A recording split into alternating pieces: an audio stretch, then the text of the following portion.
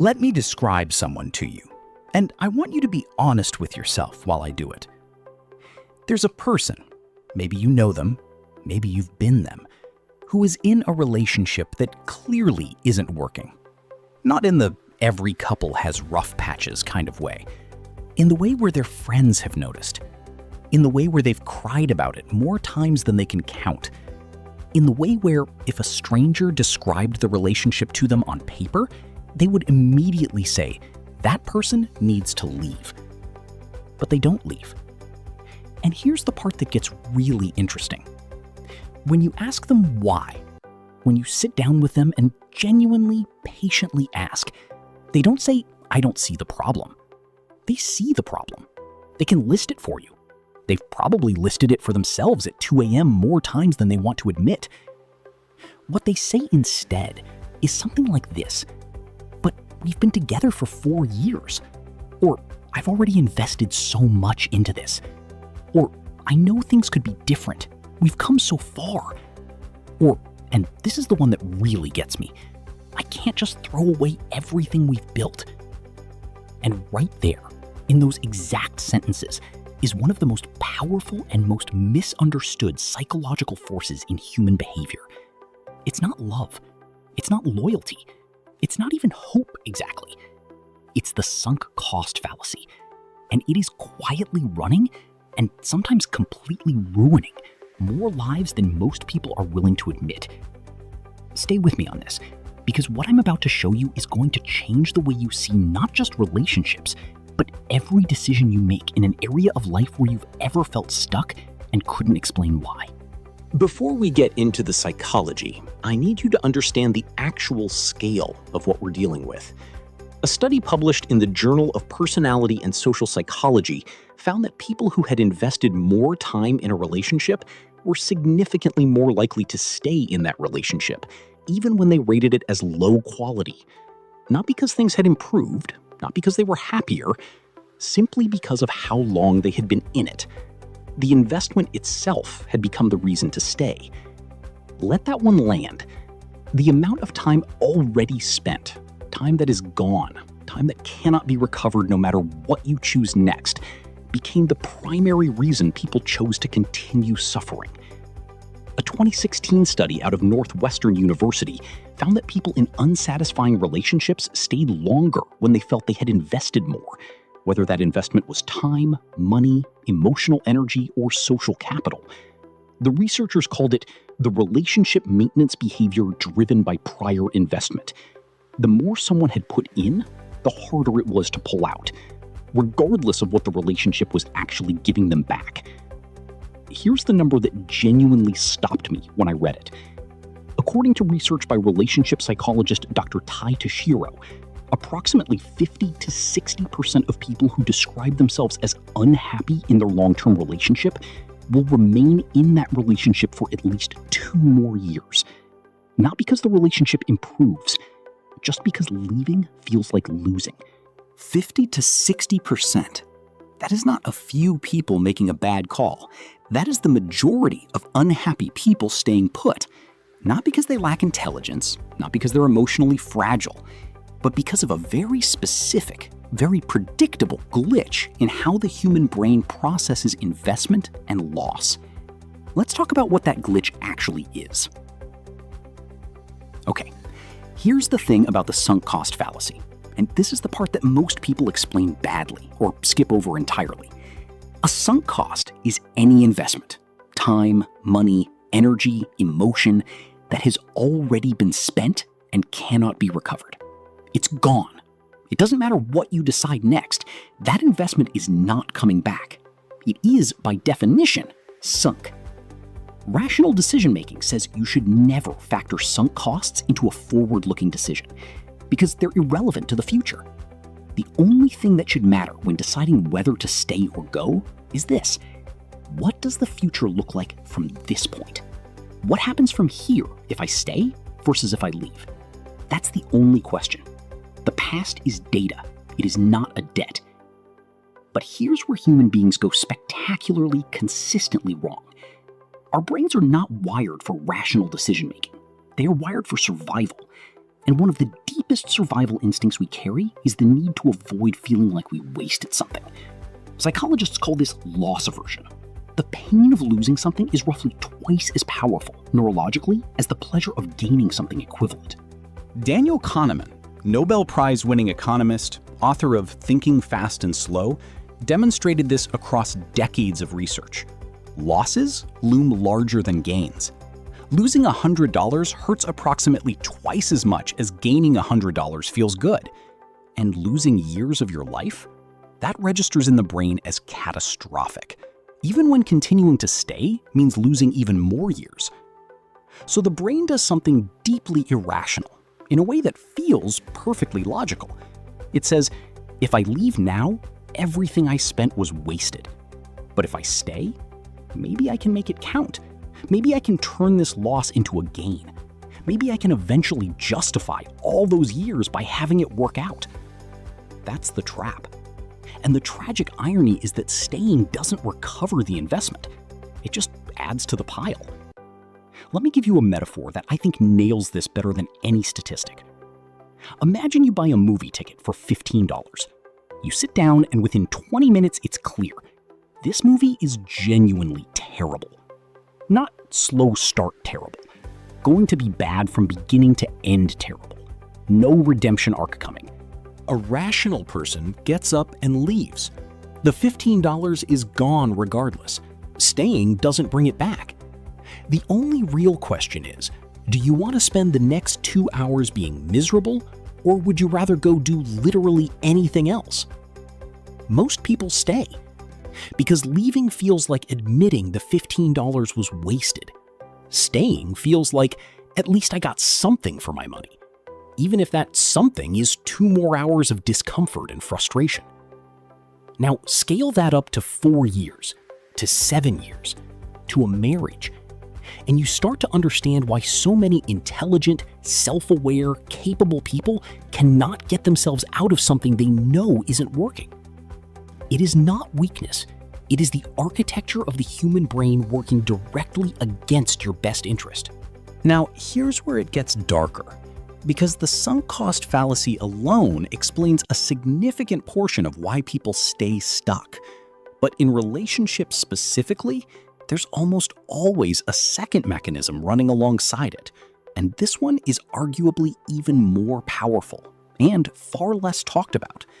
It's called intermittent reinforcement, and if you want to truly understand why people stay in relationships that are actively harming them, you need to understand this concept in full. Intermittent reinforcement is what happens when rewards are given unpredictably. Sometimes you get the warm, affectionate, present version of the person. Sometimes you get the cold, dismissive, or hurtful version. You never know which one is showing up today. And here is the cruel twist that most people don't know. The unpredictability doesn't make the relationship less appealing. Psychologically, it makes it significantly more addictive. This is not a metaphor.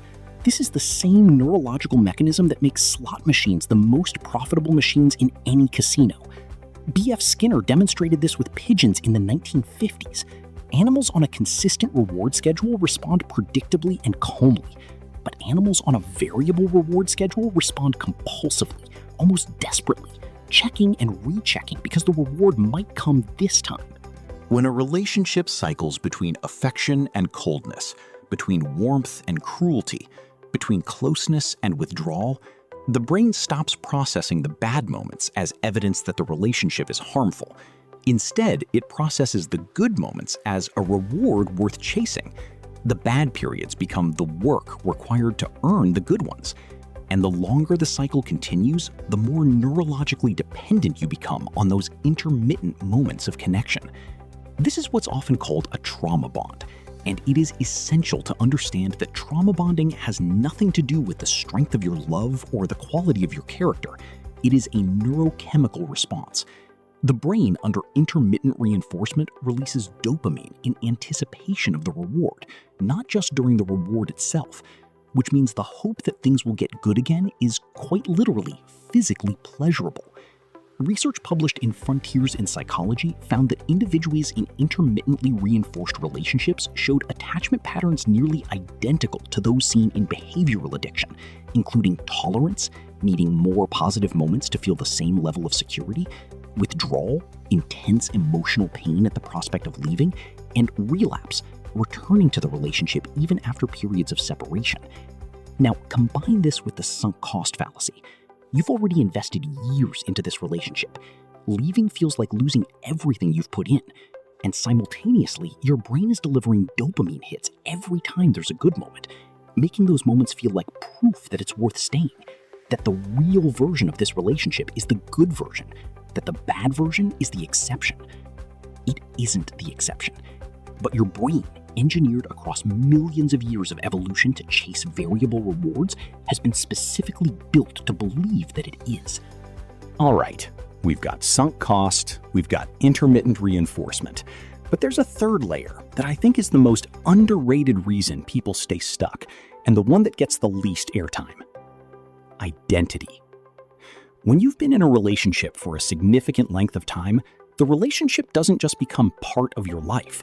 It becomes part of how you define yourself. Your social world is largely a shared social world. Your routines are joint routines.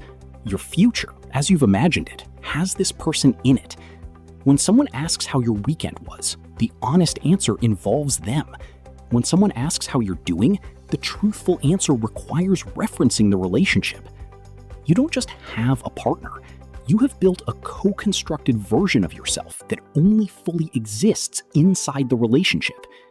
So when you seriously contemplate leaving, you're not just contemplating the logistical end of a partnership. You're contemplating the dismantling of a version of you.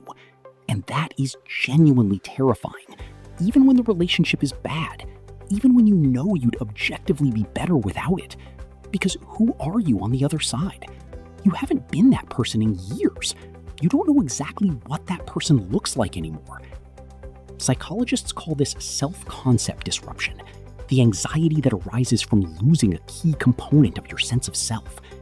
Research consistently shows that the more someone's identity is intertwined with a relationship, the harder that relationship is to leave, regardless of how it's actually making them feel. Here's how I want you to think about it. Imagine you've been building a house for 4 years. Parts of it are genuinely beautiful. Parts of it are structurally failing. But it's your house. You know every room. You know where the light hits in the morning. You know which floorboards creak. Someone tells you it's unsound and you need to leave it. You understand the logic. You can see the cracks. But what do you do while the new one is being built? Where do you live in the meantime? What do you do with everything inside the old one? Your whole understanding of home came from being in that building. Leaving doesn't just mean ending the relationship.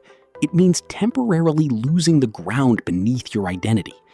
And for a lot of people, that sense of groundlessness is the thing that keeps them frozen far longer than the relationship itself would have.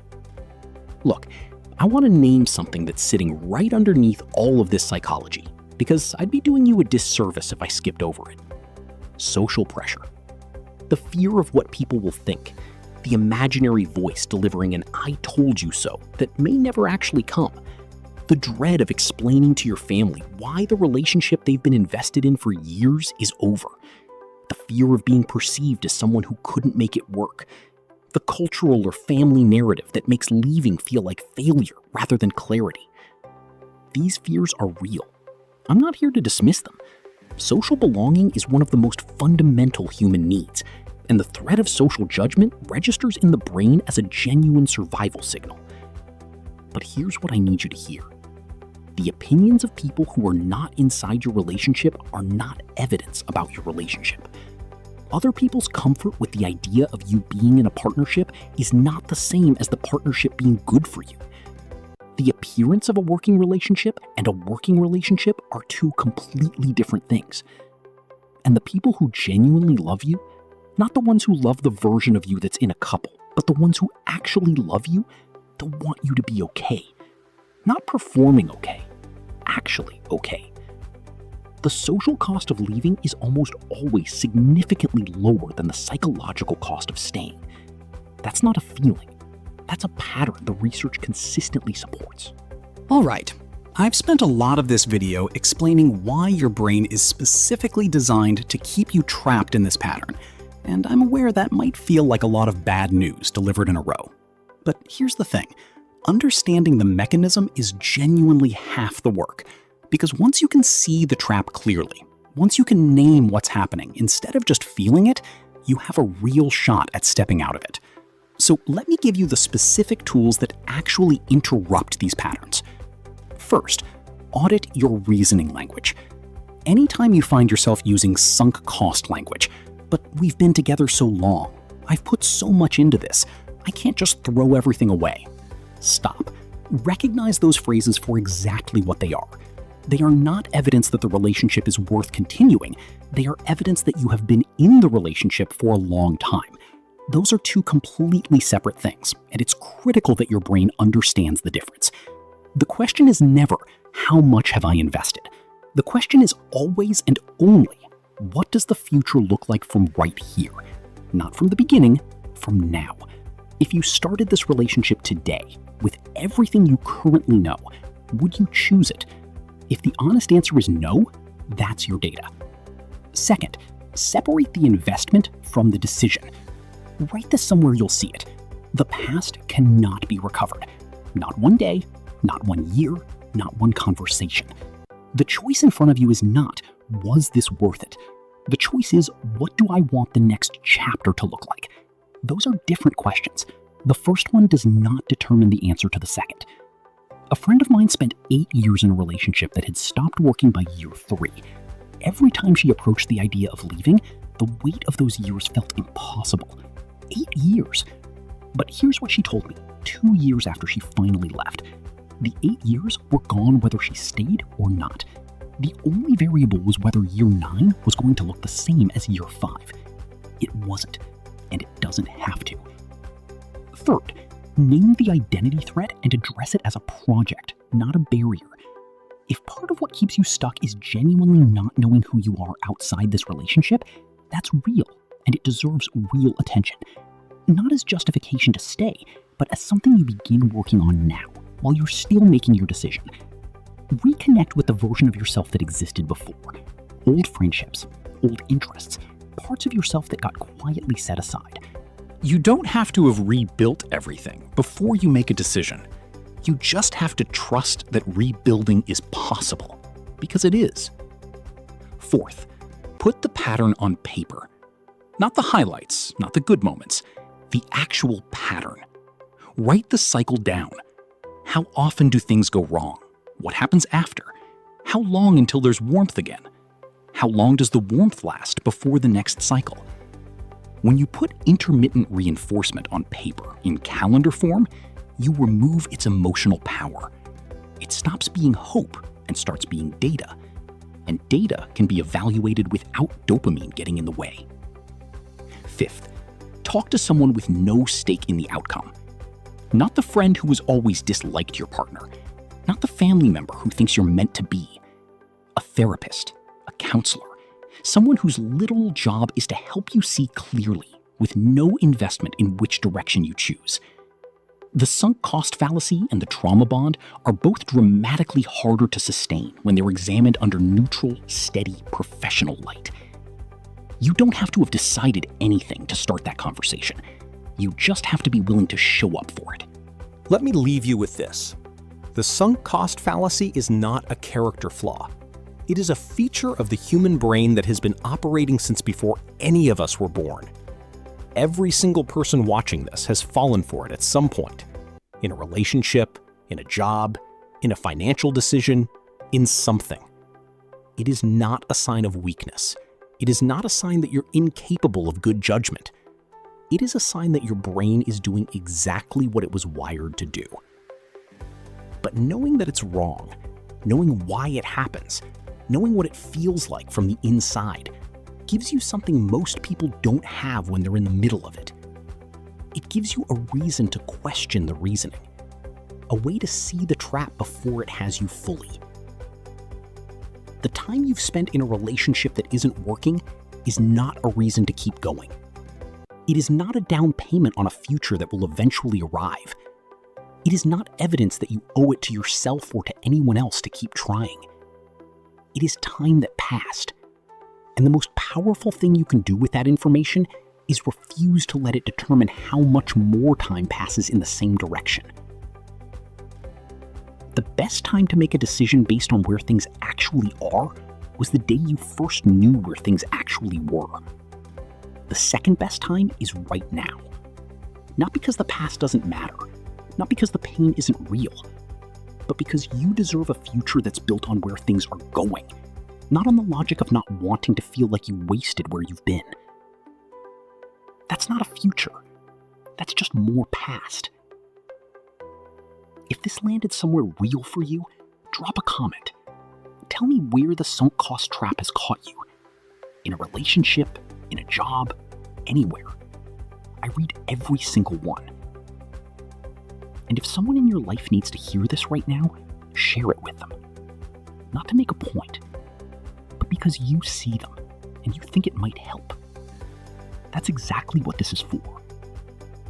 See you in the next one.